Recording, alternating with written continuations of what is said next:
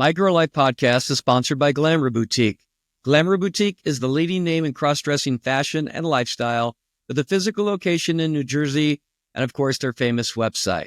Be sure to use your My Girl Life discount code MGL15. And listen, I know they have your best interests at heart, so check them out. Hey, everyone. Welcome to another episode of My Girl Life podcast. So I've decided to rearrange the names of my segments on My Girl Life podcast and also the playlist names on my YouTube channel. So when I do an interview with someone, you will find that under My Girl Life podcast. If it's a solo episode, I'm going to call them Maddie's Message. And lastly, I'm changing the format of Tuck and Tell. Tuck and Tell episodes are going to be posted every 2 weeks and will primarily be myself and Kelly Perry, which I'm super excited about.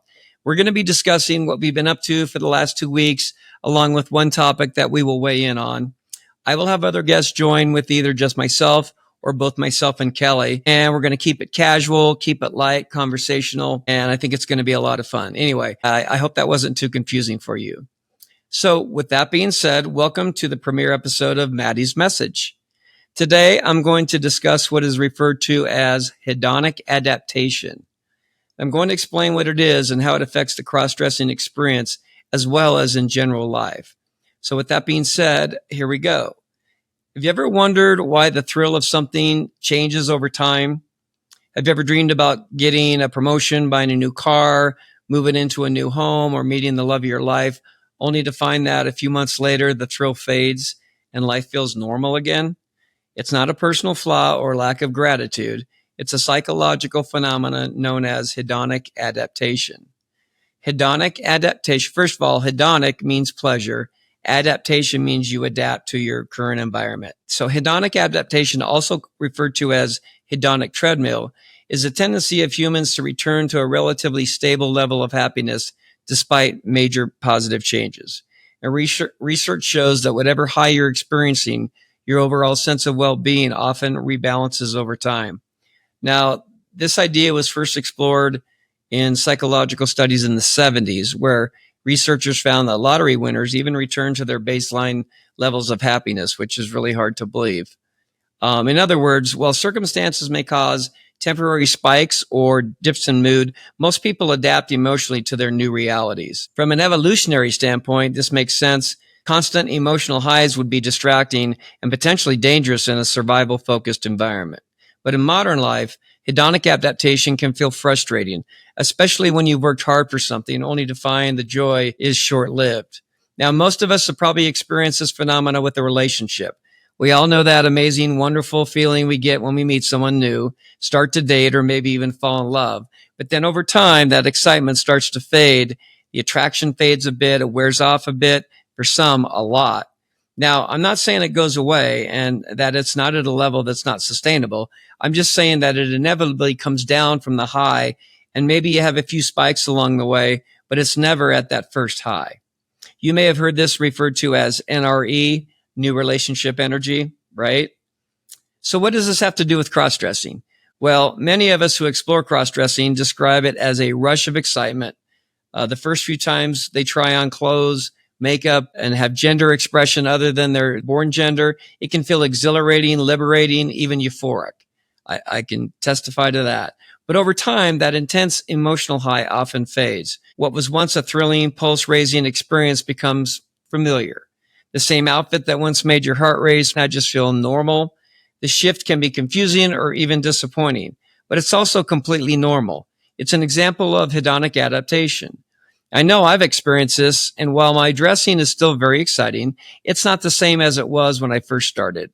Some examples are when I first started shaving my legs and other parts of my body, it was exhilarating. It was an exhilarating feeling, the smoothness for the first time. And I used to say, I get to shave. And now when I shave my legs, I say, I have to shave my legs. And this is true for many parts of Maddie's routine. I can honestly say that everything up to the point of picking out my outfit and putting it on, it's a have to, not a get to. And you have to understand, I have dressed and gone out for years, sometimes 3-4 nights a week. I'm down to one, maybe twice a week. And I've done this, a lot. And so a lot of that has turned into a get to instead of a have to. But I just think that's a good example of what we're talking about. The excitement for me starts when I can start putting on my clothes and seeing it come together in the full length mirror, right? I'm sure a lot of us have experienced that.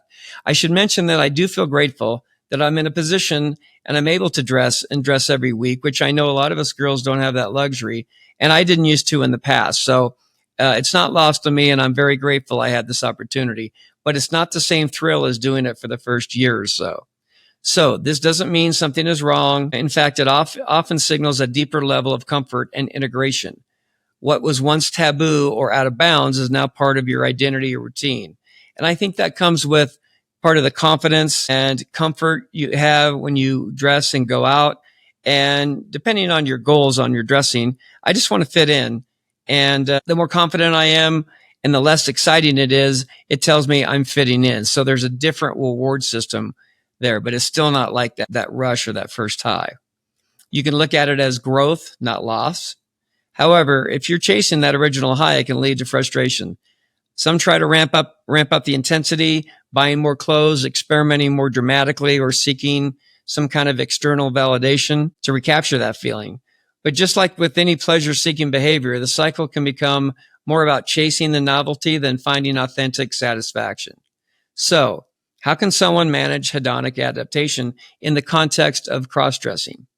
Well, number one, shift the focus from thrill to authenticity. Let it be about self-expression, not just about excitement. Number two, experiment with variety, not necessarily for intensity, but for creativity and exploration. Number three, reflect on your journey. Journaling or talking with others in the community can help you appreciate how far you've come.